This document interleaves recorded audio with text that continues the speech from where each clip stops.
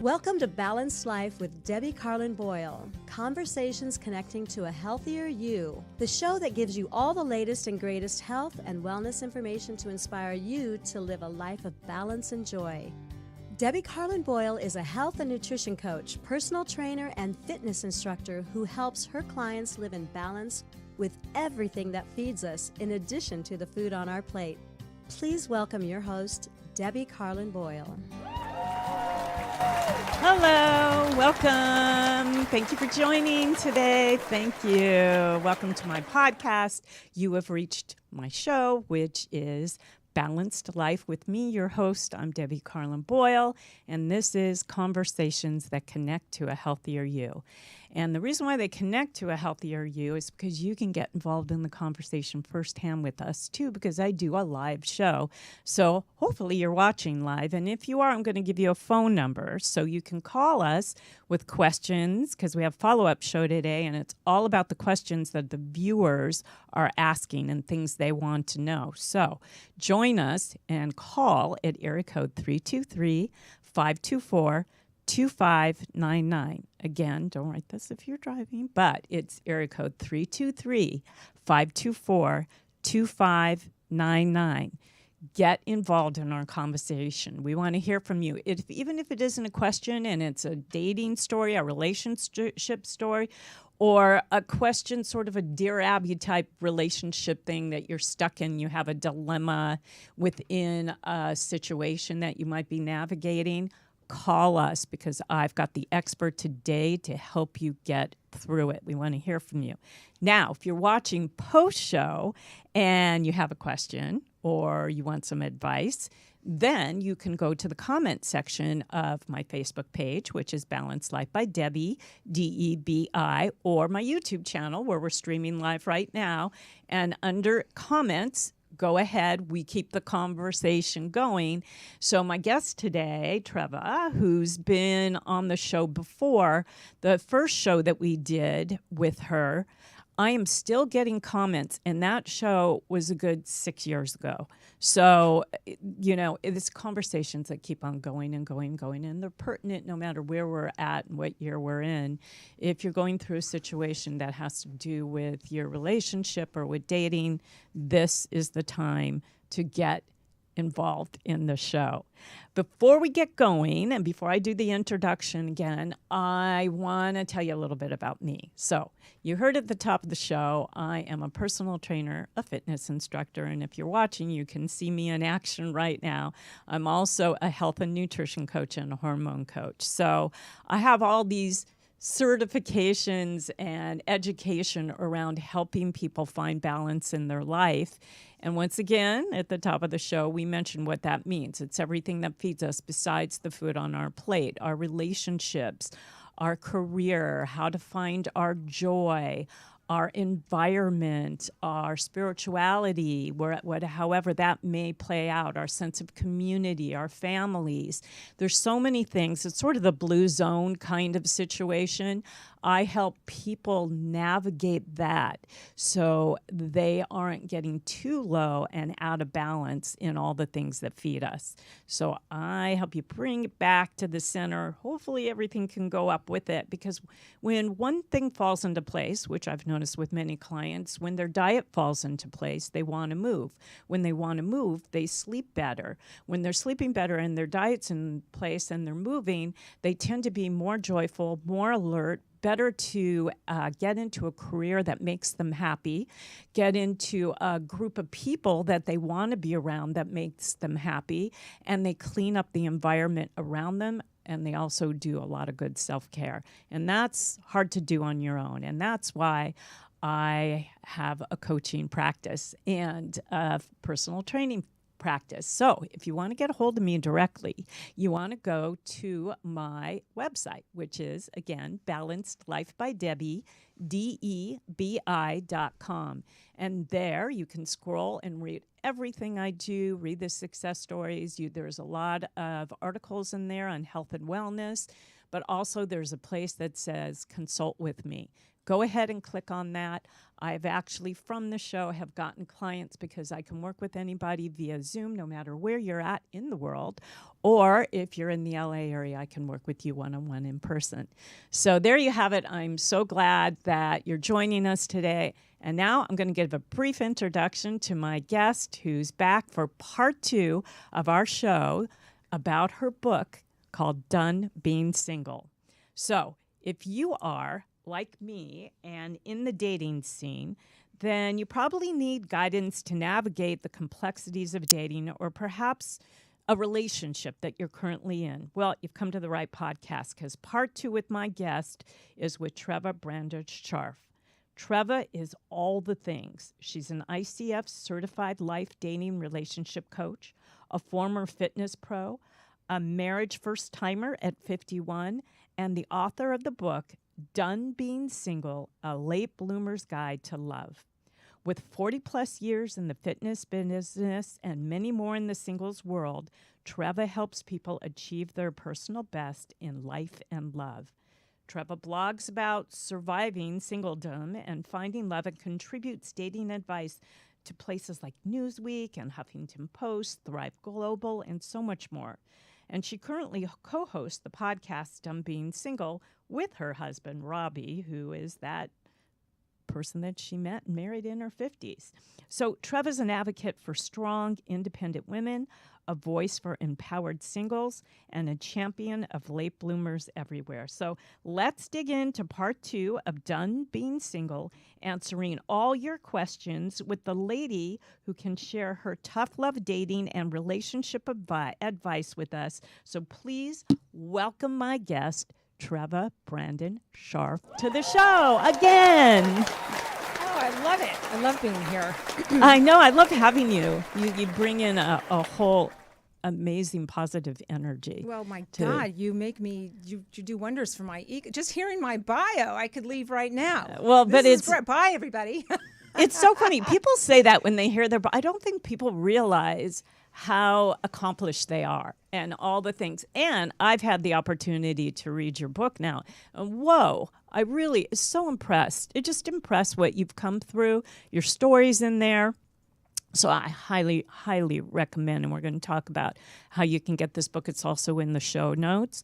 But it's a fun, all done with a sense of humor, but also very poignant and very, I don't know, there's some relatable things, and then there are some things that you go, wow, that's a lot to navigate as a young person, just a lot. And the way you overcame it, and for me, knowing you as an adult and the person that you are now, is so impressive to me, and I just admire and adore you. So thank you for being here again. Thank you so much. It's so my pleasure to be here, and I'm honored to be here. And you're so good at what you do. I feel like, well, thank you. This is just such an elevated kind of experience and place to talk. Well, I'm glad you feel comfortable, because that's important. Your pedigree. You have an amazing story. So yeah, let's get to it. Okay, we're going to today. Right. So here's what happened last time.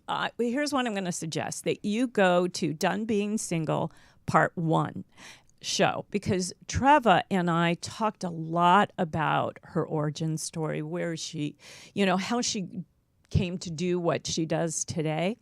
But we never really got into the book, and I want to get into the book. And so what we've done on our social media platforms in the last couple of days is we threw out questions to you, the audience, and we got questions back that people have about dating and relationships, and we're going to get into that today. But I also want to break down the book just a little bit, if that's okay, if we go right into it. So once again, if you want to hear the origin story about Treva and her late blooming wedding that she had in her 50s and how that all came about. There. And yeah, Treva got married right across here at the golf club right near our studio. We have a view of where you got married, literally. So that's in the first show, part 1. So part 2, I want to get into the book. Let's talk about, so why did you decide to write the book, and what does the book contain? Okay, so I've been asked this a bunch, the genesis of the book and the idea and where it came from. And I think there's a few different sources. Number one, I was a blogger. So I already had a ton of content already written that kind of served as my roadmap. And there's a part in my book that I will not give away that I thought made for an incredible fictional. If I wanted to fictionalize it because it was something that happened to me. Should I say it? Yeah. Okay. So I was 42, not married, no kids, and I thought, well, this could take forever. I guess I'm never going to get married, but I still have a chance to get pregnant. Mm-hmm. So I set out to try to knock myself up. And organically. Yes, by any means necessary, which you will read about. Yes. And it was such a mind-blowing experience that I thought is a book, right? So I wanted to fictionalize it because I didn't feel comfortable telling my exact story. So Yeah. I ended up enrolling in a UCLA fiction writing class. Halfway through, I realized this is just agony. I just don't, my story, with the characters, and I thought I need to tell my own story in my own words. I don't have to fake it. I don't have to create other kinds of, storylines. This is pretty amazing what happened to me. So that was kind of what started me. And then I had an editor friend who said, you really do have a book in you, and you should take what you've already done and just tell the story behind the blogs. Yeah. Okay. So I wrote all these blog posts, right? But really, what was happening? What made me write those? What was going on in my life? What was in your life that created right. that? So that's where we kind of went a little deeper. And that's the thing about you which is kind of what I was saying, is that you are such a breath of fresh air. But and part of the reason of that is your authenticity, is being you. I'm not saying you can't write fiction. You probably can because you're such an amazing writer. I mean, this book, it doesn't matter whether you're in a relationship or not, or want to look for love. What matters is that the book is entertaining because you opened up. This is, it's a memoir, really. And yes. In the interim, the things that you've learned and the things that you were able to get educated in so you could help others with became sort of the added plus. But you could have written this book regardless. Yeah, I have learned through blogging that people don't want fake shit. I mean, for lack of a better way to put it, they want the real deal. They want to hear the struggle and the pain and the suffering and hey, and who am I to hold back? I mean, No. Here's my story. It's stranger than fiction, in parts. Very true. So there's a movie in there too. But anyway. Hello, Hollywood. Yeah, I know. Are you listening? No, well, you do have some contacts. So thank you. And so I thought I got to tell this, and in a voice that I feel comfortable with. And I had nothing at the time. I was, late 50s. I was writing this thing, and I thought, this is me, man. I'm not holding back. I have nothing to hide. Yeah. And all this stuff that happened to me, which, by the way, I often say I wish I didn't have these experiences, because there was a lot of heartache and a lot of disappointment, right? Right. You don't want to have that, but life is filled with that. But if you're going to have it, do something with it, right. And share it with the world and try to help somebody. Which you have accomplished, I believe. So the book breaks down let's talk about how it breaks down, because the beginning is your story. And again, I think you have to get the book in order to appreciate the story. And really, part one does go into your story a little bit. But then in terms of relationship and dating advice, how does it break down? And then we'll get into the questions from the audience the second half of the show. So I start, I think, in maybe chapter 3. I go right to the whole shame, regret, guilt. Those are major themes when you're single a long time and you've made mistakes. And you can look back and you can go, oh, I shouldn't have done that, and this kind of probably delayed me and prolonged this. And so I started off with that. Let's talk about that first. Okay. Because that's a big part of everybody's life. I mean, at any age, but particularly when you get to a certain age. Or you've been there, like for someone like me who was with the same person for 34 years and now pretty much single for the last 13, you do that. There is a lot of regret. So, or like there's a lot of backtracking. Yes. Like, you're thinking like, well, should I have done that? What did I do? What if? There's a lot of what ifs. I did it this way. Yes. I laugh, and I think I said this in the last show, that I fucked up so that you don't have to. Yeah. I made the mistake, so you don't did have say to. That. So true. I get right to it. Let's talk about the hard stuff first, because everybody's made mistakes. Mm-hmm. Everybody's made bad choices. Everybody has squandered an opportunity or two in their life. So let's address it, because that's sort of the elephant in the room. And then once you get kind of a hold of that opens the keys. That's the keys to the kingdom. And I found that was a good starting point for the book. And then I went into, and here's how I fucked up. But with all of that, there's a lesson. Yeah. There's always a lesson, and there are takeaways at the end of each chapter. Yeah, I like the way it's laid out like that, because you can implement these lessons into your life and go, oh, of course. Oh, as I say in the book, you never want to waste a good fuck up. Yeah. I love it. No, do something with it. Do something Make with it worthwhile. Write a book. Yeah, exactly. So getting into dating later in life and having to navigate, I guess I can get into the whole thing about the questions that people have that are dating later in life, because I feel like it's a little different. And I don't want to throw out, I have a daughter who's single, who's dating in her mid-30s, and she has a different set. We talked about this on the last, but I think generally these suggestions and things that you have, the advice that you can give, are pretty universal, no matter what the age is. So what? I'm just going to get into it. What's better, dating online or organically finding somebody? How do we navigate those two things? Great question, because online dating is not going away. Okay, so No. we're with it now, and it's shocking how people now cannot date without it. It was before, we were ashamed sort of to say, "Oh, I met someone online." It was like, "Oh, what is wrong with you?" Yeah, it feels like superficial. It still feels weird to me after all these years. It feels like that person's not real. But yet I'm online, so what am I saying? I'm not real either, It's a fantastic tool to have in your toolbox. Yeah. It's not everything, okay? No. I'm a big fan of meeting in real life, organically, in person.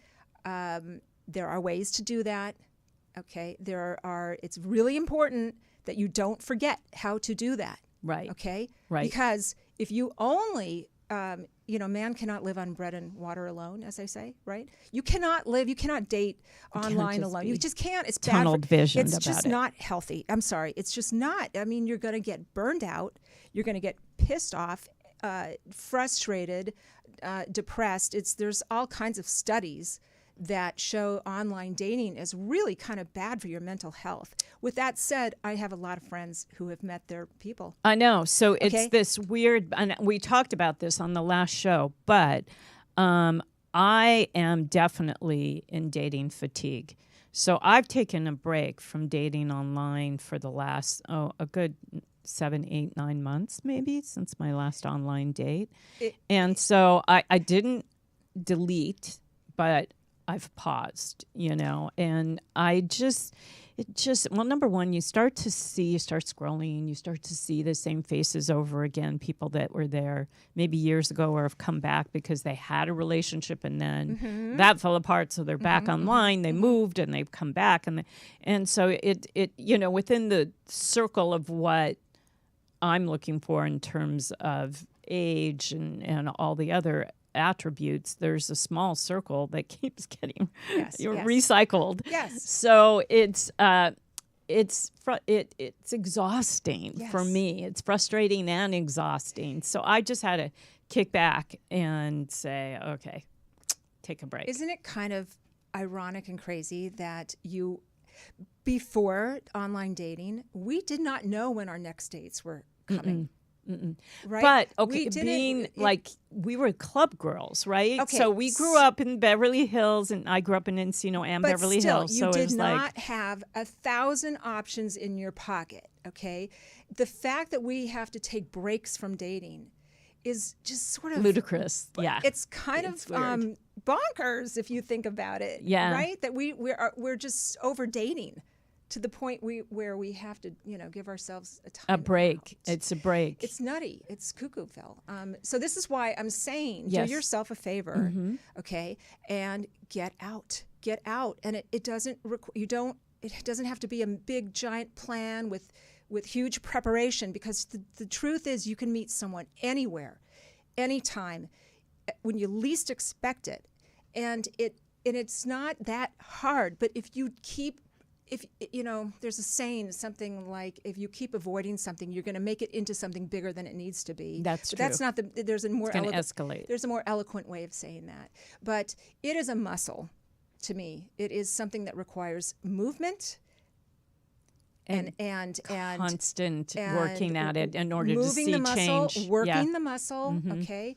Good analogy. Okay. Otherwise, those social skills they're going to atrophy. Yeah. And that makes so, sense. Funny. The less you do it, the harder it becomes, the more you fear it. But the truth is, it's nothing to fear, because it's everywhere. You go to the store or in line, now so I've kept that in mind, because I've known you, I've read your blogs, I've had you on the show with the podcast that you were doing with Robbie and with your blogging, and before the book came out. And you have said this for many years: get offline and get out there. So, and then I'm almost fatigued from that side too, because it's, so when you least expect it, yes, I'm out there every day, whether it's the supermarket, the gas station, taking my granddaughter to the park or to a restaurant or to a play place or Target or whatever it might be, with friends out at happy hour. I'm out there, I'm working it every day. And for a while, it was just kind of like I wasn't paying attention. But now I have that little voice that says, pay attention. It can happen anywhere, anytime. Yes. So there is, just like with online dating, there is an element of disappointment when you do all the things, and it doesn't happen. Yes. There's another trick another tool in the toolbox that you use, okay? So along with keeping an open mind, making the effort, okay, having some sense of faith and trust, a little bit, okay, because it's important. Yes, okay? yes. Acceptance, okay, is to get your head around. This is a really important part. This is another chapter in my book. To detach from the outcome. First, temper your expectations and detach from the outcome. Detach from the result. It's really hard to do. Okay. Especially when you want something so badly, right? And then to just say, I'm going to let it go. I've got to let it go. Yeah, surrender. For my surrender. No one said it was going to be easy, but it is so important for your wellness and your psyche. Yes, it may take a while, and you may not, but that is empowering to come to that conclusion, that moment of acceptance. It's really empowering, because then you are giving yourself permission to go live your life and stop waiting and stop wondering and worrying that I'm not doing enough. It's never going to happen. I'm failing. I'm a piece of shit. Whatever it is that the negative I know that you personally narrative, went through those narratives. So I had to do something. I quit, okay, and I quit with certain terms and conditions. I didn't give up. I didn't totally quit. I let go of the marriage thing. Mm-hmm. I let go of that, because that was like this unattainable It's too much pressure. thing. I couldn't. Yeah. It was really self-defeating, and it was taking me to a really bad place. And so I said, that's off. It's off the table. I guess I'm not marriage material. And I talk about this in the book. And there was so much relief. It was not planned. It was just sort of this beautiful release, this liberation, this freeing sensation, like, okay, that's done. Now I'm going to go live my life as a single person. Okay? And I'm going to live it to the best of my ability. And then I met Robbie. Yeah, interesting. And I think for a long time, there's Robbie and you up on the screen. For a long time, I wanted to just be single because I wasn't for so long. And, between husband, kids, work, family, extended family and friends and obligations and volunteering and just so much, it was like, I'm going to take a break from a lot of these things. My kids are grown, they're out of college, and I'm going to stay single no matter what and just have some fun. I actually have a chapter in my book about this.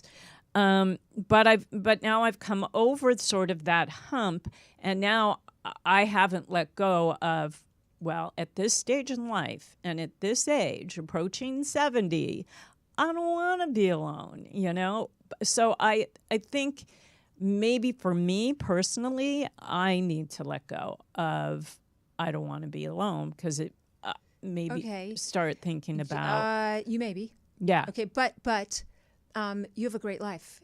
And you made the most of it. Of course. And you're doing great things.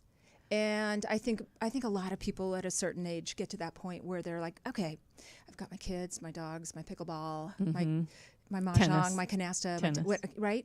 Tennis okay. player. So, and it takes the edge off a little bit because nobody can promise you a great guy or woman, but you can have a great life. Yeah. And that's sort of. So you're saying get out there, enjoy what you have, enjoy your life. Yes, what are your options? That's part of the thing. You can stay inside and on your phone and, behind a screen. That's just, I don't know.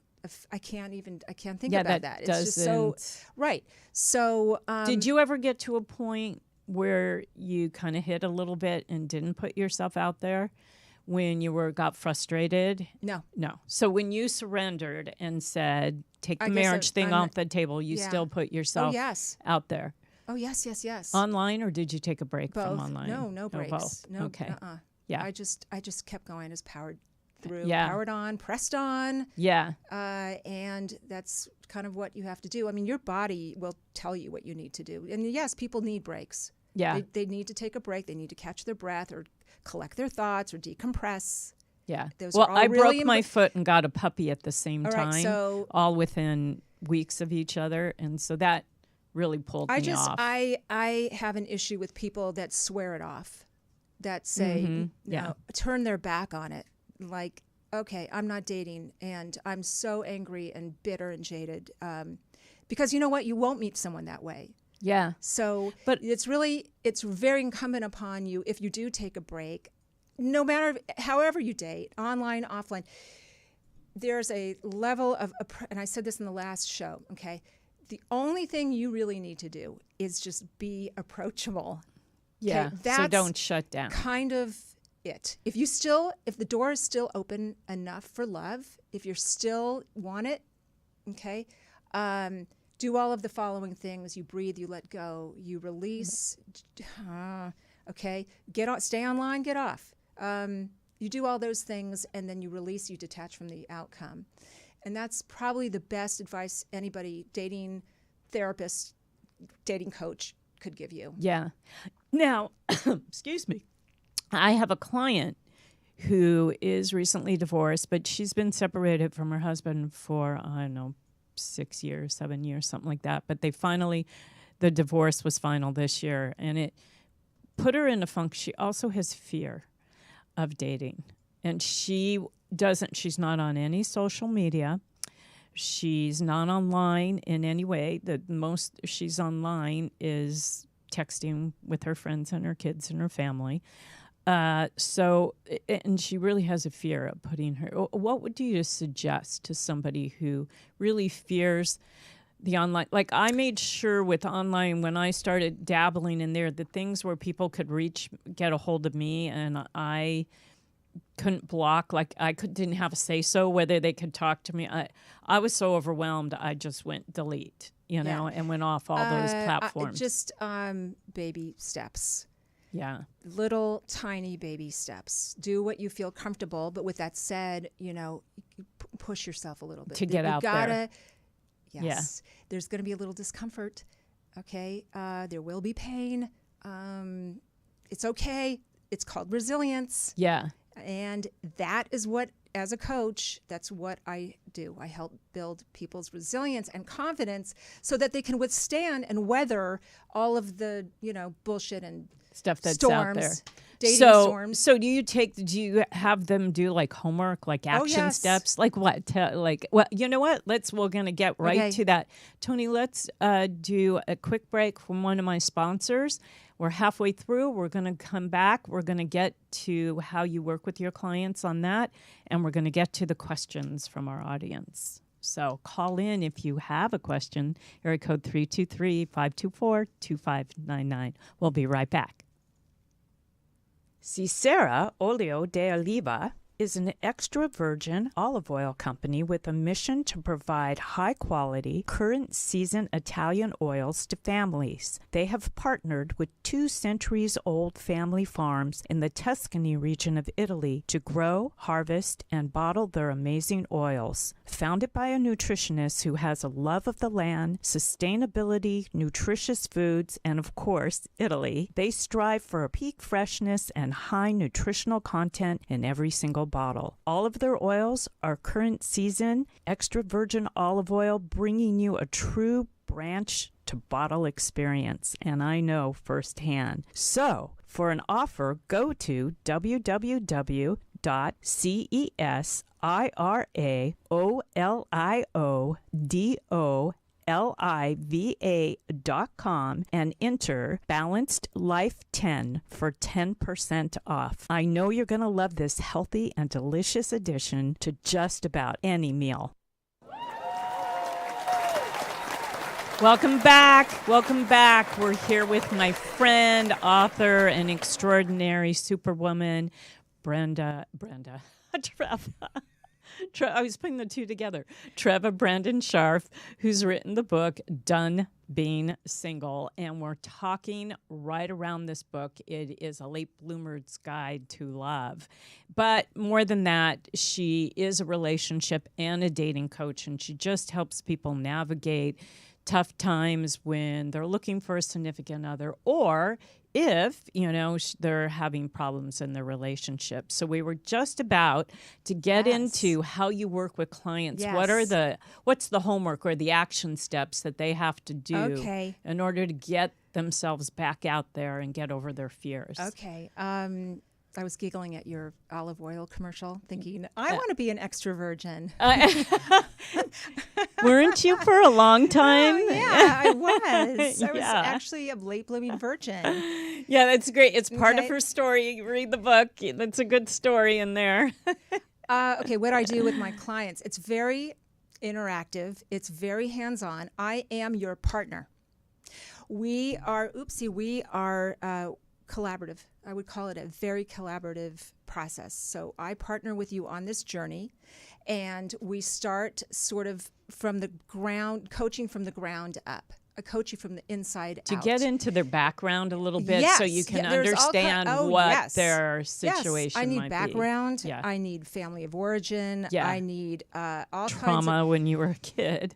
Absolutely. Yeah. I need all that. And I take all of that stuff plus a lot of intuition, and I come up with a program and a path forward. And yes, there's homework, and there's writing assignments, and there's a lot of reading material. It's not horribly heavy. There's not giant books. I'm not going to have you read War and Peace.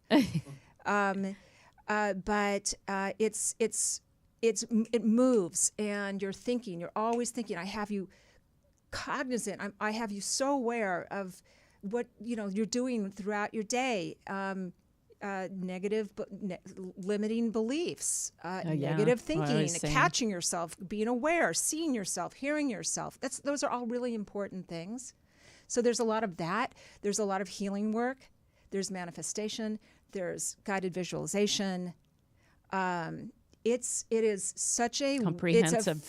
You know what? If you don't find love, you're going to find a great life. You will. It is life changing. Yeah. I think. Well, I also think when you find a great life, what I was saying at the top of the show, it's when all things come together. So relationships are part of Yes. that. And so sometimes I think, wait, like what you're saying, I do have a great life. I do have so many things, so much gratitude for Yes. what I've built and what I've done, and reinventing myself in my 50s, and getting out of the commercial industry and into the full-time wellness industry, planning a wellness retreat right now. I'll talk about it on my next show. And there's part of me that says, okay, well, I am balanced, but yet there's this one little piece, that's missing. And with the client I was talking about, she's got all these wonderful things going on in her life as well. But then that one piece is missing. Yes, and so my job as a coach is to find out what that piece is and what's blocking you, and are you putting up obstacles, and are you self-sabotaging, and are you doing a lot of things that you may not be aware of, because that all goes into the mix. Name those things. I'm just curious. What's some self-sabotaging things? What do you see in your practice? Oh, it all kind of comes back to self-worth. Yeah. People that just think they're not good enough. What you feel you're worthy of, what you're willing to put up with, what you're willing to tolerate. These are all things that upon digging in, reflect. yes, you may not even know it. And we get there, we uncover all that stuff so that you can be a little lighter and have a little more spring to your step as you go on your path. Yeah, I think you hit upon it, that you may not even know it, which is why coaches are so good in so many aspects of life, like me helping you. I see a lot of people who come to me initially because they can't lose weight, but they don't really, to get to the nitty gritty of the why they're where they're at, and then be willing to make the changes that they need to make, get rid of some bad habits to create new ones. This can be applied to dating and relationships, so that they are successful. Then they start seeing the change. Yes. And I think coaching is, it is a big deal right now, but I think it's underrated. Like, I don't think people realize how valuable coaches are to changing lifestyle things, because we're not like a class that's just a... Right. And I'm not just any coach. I'm a coach that walked in. I've been in your shoes. Yeah. I've been in the trenches. Mm-hmm. I've walked the walk, babe. I did it for 50 years. Yeah. Live and learn. I have a ton of wisdom that, God bless coaches. I total props to anybody that goes into the business and has a spirit of altruism and generosity, and I just feel like the people that really understand. It's one thing to be married early and call yourself a dating coach. I think there's a little bit of an experience deficit there, and that's not to say they're not smart and compassionate, intuitive, but wow. Malcolm Gladwell said, if you do something for 10,000 hours, you can consider yourself an expert. Or there's some, and you got in those hours. And I could probably write a chapter. I don't know if I dated 10,000 guys, but I definitely dated 10,000 hours. And I'm not an expert. I think there's some authority that I can claim on the subject. And if Robbie's watching, he has a real thing about being called a dating expert. He doesn't like it. No. But I'll take because there is a connotation behind it that says that you've been in that scene for a really long time. I can fess up to that, but I'm not in it for 40 years. I've 13 years to me is a long time. I would never call myself an expert, but there's a live and learn component. There's a live and learn component to it. You know what you do like, you know what you don't like, you know what. You notice how to read red flags. Yes, you have been around enough. You have enough experience to understand human nature. Yes, and that's really what it's all about. And I do, and the human condition. Yeah. Okay, because I think I've been anybody. I've been everybody. I've been the girl that put up with unacceptable behavior. I'm the girl that allowed herself to get ghosted or breadcrumbed. Did you ever get benched? Mosted? You know what mosting is, right? When somebody comes on, so this happened not to me, but some of my girlfriends, where somebody comes, it's a thing where they come on so strong. I mean, they tell you, by the first, second date that you're a couple, that you're going to get married, that I want to introduce you to my kids, blah, blah. And then they ghost you after maybe love 2 bomber. or 3 dates. Yeah, it's love bombing. Yeah, same. Yeah, I've been on the receiving end of that too. That's tough. When you're working with your clients, how do you tell them to look out for, I guess? What's the cautions that they should, if they're dating online or they meet somebody organically? People have to meet themselves where they are. They have to honor where they came from. They have to honor their past. They have to honor their pain and whatever trauma and once they get their heads around, okay, this happened to me, I don't want it to inform my future relationships. So they can spot the red flags. Correct. So I hold a mirror to them, and the truth of it is that I think people at the end of the day, they have their own answers. They kind of know. But again, I think coaches can help you pull those out. Yes. Yeah. And here's a trick I do. I'll say to them, what would you tell your best friend? Oh, good one. What would you say if your friend, was doing this, behaving this way, or tolerating this? What would you say? And chances are they have some incredible epiphany about themselves. That they can turn it around. It's a really great self-reflective technique. I like that. Let's get in this next 10 minutes. We have more than a few questions. Let's get to the questions and see if you can answer and hope our audience is listening or watching or both.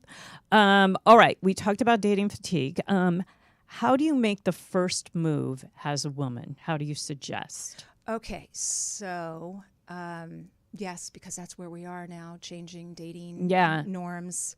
Okay. Yeah, because men, I think we've talked about this. They have we're a living fear of overstepping. We're living in a post-Me Too world. Mm-hmm.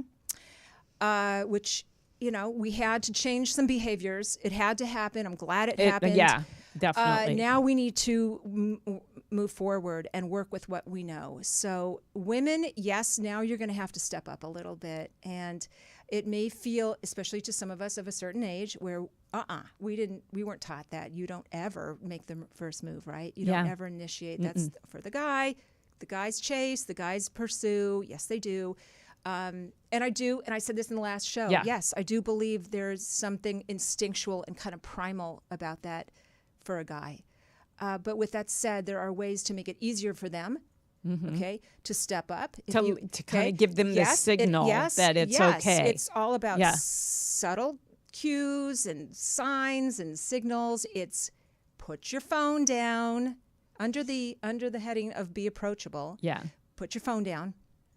And so, so your phone's down. So let's just say, everywhere. So if I'm out with a girlfriend and let's just say, so the other day, a single girlfriend of mine, we went to happy hour and we sat at the bar. Phones were down, right? Mm-hmm. She went to the bathroom for, 5-7 minutes. If your phone is down, what do? Sit there, look around? Okay. Yes, you do. That's what I'm asking. Do not pull your phone out. I don't care how hear that, everybody? Don't pull the phone out when you're sitting at a bar if you want to meet somebody. Or fidgety or No, because phones have only been around, really, smartphones, since '07. Yeah. Come on, those of us of a certain age. Okay, pretend. That's not how we dated. No, pretend Yeah. like there are no phones, and you have to sit there and you have to engage and make eye contact and look around and be present. It's, first of all, you're missing a lot. Okay, you've got to be present. Just take in what's around you. And Yes. and right? Yeah. It's I really agree. otherwise you become a slave to your phone, you become an addict. Well, but so let's say you're sitting there, and here's what I've done in the past, and it not necessarily only because this is more my personality. I'm a friendly person, a guy or girl, even if it's a couple, and the person I'm with goes to the restroom or is outside on the phone or whatever, and there's somebody next to me at the bar, I might make a comment on, oh, what did you order? Yes. Or Chat, small talk. Okay. So, anything. And I will tell you, I think guys would really appreciate it. yeah. Okay.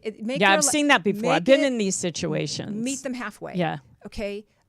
Do your small part, and it's not. And I compare it to the old-fashioned hanky. Back, Oh, yeah, when you dropped a hanky, someone to pick it okay, up. that was the signal that Yeah. said, I am available, I'm interested, Yeah. and they didn't have to do much, just drop a hanky, drop your hanky, so Yeah. to speak, Yeah. okay? And that So- means you can only do that if you put your phone down, look around, make eye contact, smile at someone, just crack Yeah. a little, just something. That is your signal. That's your sign to that person that, hey, hi, this is a receptive person. She's approachable. I can, it's an inviting. It's a little bit of a welcome. Right. Okay. And if someone does that to you, because this has happened a lot too to me, someone will smile at me and I'm not interested. I just, because I think I've said this before, but I attract men that could be my father. So, and they obviously So what? want, So just smile back. and just smile and Just turn away. It's called just being. It's the social. It's the contract we have with each other. It's just being nice. Yeah, It's being, which I am. Which, I'm by a the way, social I mean, person, I can know. go walking around my block, okay, on my street, in my neighborhood, and no one will pick they've got ear. I should yeah. also mention, get the earbuds out, because that's code for leave me alone. Yeah, it Okay? really is. So people just walk by me and not even say good morning, hello, nice, nothing, not even a smile. It's so depressing. Yeah, It's I depressing. see it all the time And too. so would it kill you to smile at someone? Would it kill you to say good well, morning? it's actually a benefit to you health-wise. Yes. Yes, there are health benefits yes, to smiling. That's right. There are Some serotonin levels go up. yes, It yes. changes your day. So I Yes. mean, there's no reason. Otherwise, you're just kind of right. You make in your head and grumpy. And you make the situation everybody feel better. Yeah. Okay, the person you're smiling at and you feel good about it, and you're doing a service. It's true. You're doing a public service. It's true. I mean, coaches, even health coaches, will say, do something good for somebody every day, Yes. whether it's just a smile or Exactly. holding a door open or Yes. letting them go in front of you in the market line, whatever. Just do something kind. Yes. Because that reflects back on you in a positive chemistry, way, like getting those hormones, those Yes. good hormones to activate. I think it's great advice. All right, next question. Let's see. How do you make the word? Do you want men to approach? No. Okay. Okay. So Well, what is that? yes. Do you? That's another question. That's sort Yeah. of before you ask yourself, Whether you put that are you wall up or comfortable not. doing that? Are you putting Okay. up walls? Okay. Okay. There are some women that do not, and I have a real issue with that because I think it's flattering. Mm-hmm. I think it's nice when a guy approaches. Mm-hmm. I don't think it's creepy. I think if a guy, and if any guys are watching this, Go if they for it. if they if they step Unless up, you're drunk, because yeah, then it's a turn off. but it's not Yeah. if it's done with tact and with some respect. Yes. Okay. Definitely Right? respect. For God's sakes, ladies, just be gracious. If he's not your thing, be nice, be kind. There's a way just again to make the situation feel not so awkward and bad if you're not interested. And I will say this about meeting in real life. Okay, it's so much. Here's what you would, if a guy approached you, if you saw the same guy online, I guarantee you probably wouldn't. You'd swipe left. Right. So many times. Right. That's so true. Right. Right. When I think back on the guys that I met, in person, and I'd think, well, would I have even? No, you probably wouldn't have, because we're so obsessed and focused on looks. We're so hyper focused online dating, on that's looks. the initial deal. Right. And so this is another argument in favor of meeting in real life, because you get the immediate vibe. Essence of a person. You get that chemistry, that vibe, or you don't. But it saves a lot of time, and you probably would, again, give someone a chance. They may not be the best looking, but there's something, their energy, their essence, that makes them attractive. Right. In real life. Absolutely. I agree with you 100% on that. I get, especially my married friends who give me a hard time about the whole dating thing, is, how can you're so superficial, of you to base everything on looks. And I said, well, you don't have much else other than what they write about themselves, and you're not hearing them, so you're not getting the essence of them to hear whether what they're writing about themselves is true, So it's, I agree with you 100%. When you get to know somebody, usually the person you would never think about is the person that you end up with. I have a girlfriend, one of my very best friends. She was my single friend. We traveled around the world together. And exactly a year ago, she met somebody that definitely wasn't on her bullet point list. Of course. And she met him in an interesting way, but they are now traveling the world together. They're both semi-retired, so they have some freedoms. Whatever work they need to do, they can do online, so that can be done anywhere. He actually lives in New York, and she actually lives in LA. So they're 2 weeks there, 2 weeks here, and then they take off from there, or here if they're going to Mexico, or there if they're going to Europe, and they've been off and running for a year. So I barely get to see her anymore, but she's told him this, she attests to the fact he was not, she would never have swiped right on him. And yet she met him organically through a friend of hers from high school. And when he was out in LA, and boom, they hit it off. It just, everything, it was scary, that this, and she would say things like to herself, this isn't what I had in mind. This isn't what, and it actually worked. Yes, you would be shocked. So Robbie says it all the time. Date against type. Yeah. Just force yourself. Listen, I'm not suggesting that if there's zero chemistry and you're zero attraction, but give people a shot. Give them a little chance. Give them a break. Give them a chance. You'd want someone to give you a break and a chance, right? Yeah. Oh, absolutely. But my story. I've had over 250, I think, first dates, and then you can break that in half for the second date. So that's giving the chance, So it's been a ride. It's been a real ride. There's one more or two more. Where can I meet people? I think we talked about that, but where else besides supermarkets and bars and I guess you can get involved in an activity, right? That's it. That's kind of your salvation. Once you get out of college, and unfortunately we're not really back in offices yet, which was a main feeder social. There's a hybrid source, going on, right? So yes, this is going to require a little effort.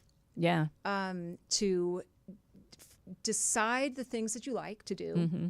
Go do those. Yeah. Go do those first. Okay. Yeah. So, hobby and interest, social causes, volunteerism. Make yourself feel good at the same time, and you just very well meet someone at the same. Go to target, as I like to call them, target-rich environments. Yeah. Okay. Like golf courses, and driving ranges, golf courses. Yeah, Yes. I can't tell you how many. Carolyn, Yes. Debbie, because she's a golfer. And her and Kevin, Yes. and they're usually out near me in Sherwood. Yes. And they're like, get involved in golf. It's true. I'm a It's tennis kinda player, true. but it's I It's a can. gold mine. I will. I know. That's Just what like I hear. yoga studios And are for women. Actually, my friend Gina and I were going to do that, and then she met this guy, Richie. So, and I'm so happy for her, but she's not going to do the golf thing with me. But I will, and I'm an athlete, so I'd be probably good at it. All right, last question, because we're going to have to wrap up here. What's the best advice, let's end with this, that you can give single people? Okay, so a lot of it we just talked about. So hope, hope and faith. So it's a common, it's a formula. It's a little, it's a formula. Okay, it's a bunch of stuff that's all kind of works together. A soup that It has is. It's to a beautiful. all, It's a beautiful stew. Okay, so and you just keep adding in other, more and more things. So my first thing with my clients is to build their resilience and their self-worth and their self-esteem, because that is to deal with anything in life, particularly dating, which is so fraught with rejection and disappointment, right? And dashed hopes. So you don't want to, self-destruct.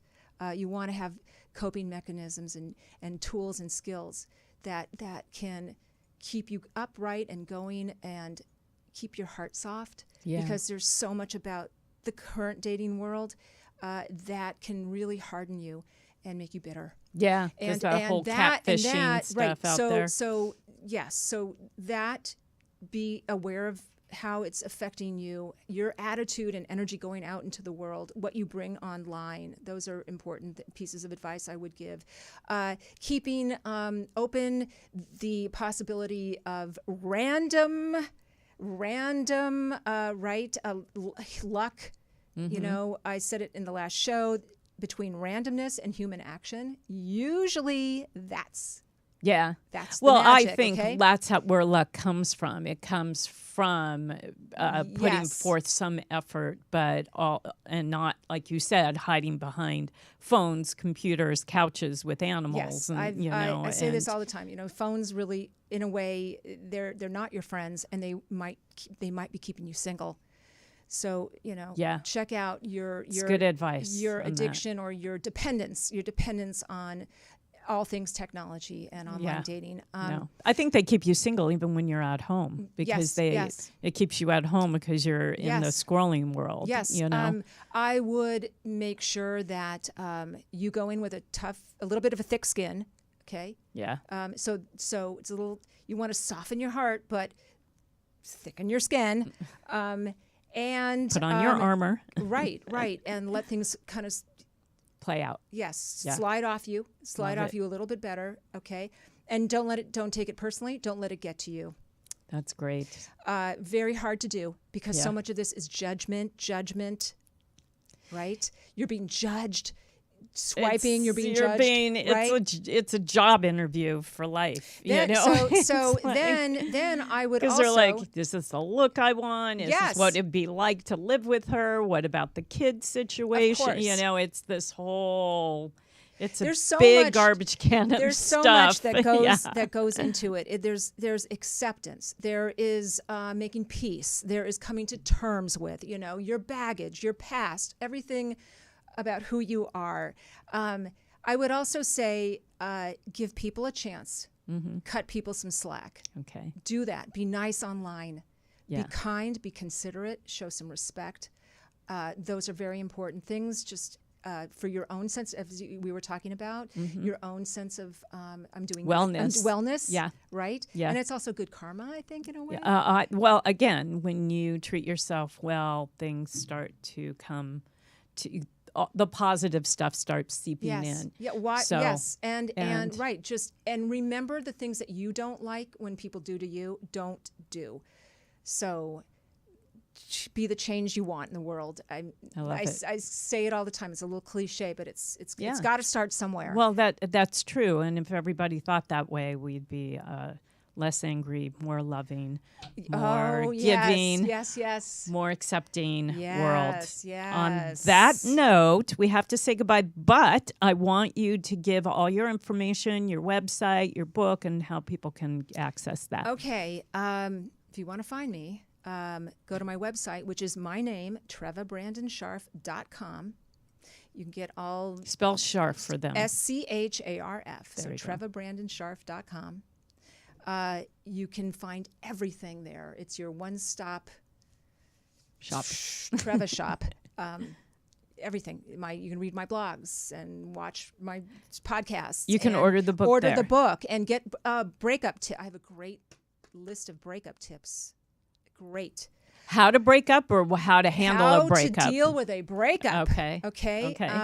And then, yes, you can get information about how you can work with me. My private coaching services. What's better than that? And if you have a friend or even relationship questions, she's a relationship expert. So if you're going through something in your relationship, Treva can help you. She's the one. I want you to check out, if you haven't already, our first show, part 1, because it's more Treva's backstory, the reason for the book, and some really great, it's just a great, it's a movie. So you need to hear it. It's a ride.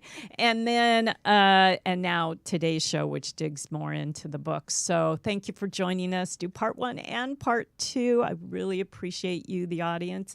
And in the meantime, before I see you again, keep going out and finding those conversations that connect to a healthier you. Hell yeah. All right. Yeah, girl. All right. Thank you, Treva. Bye, everybody.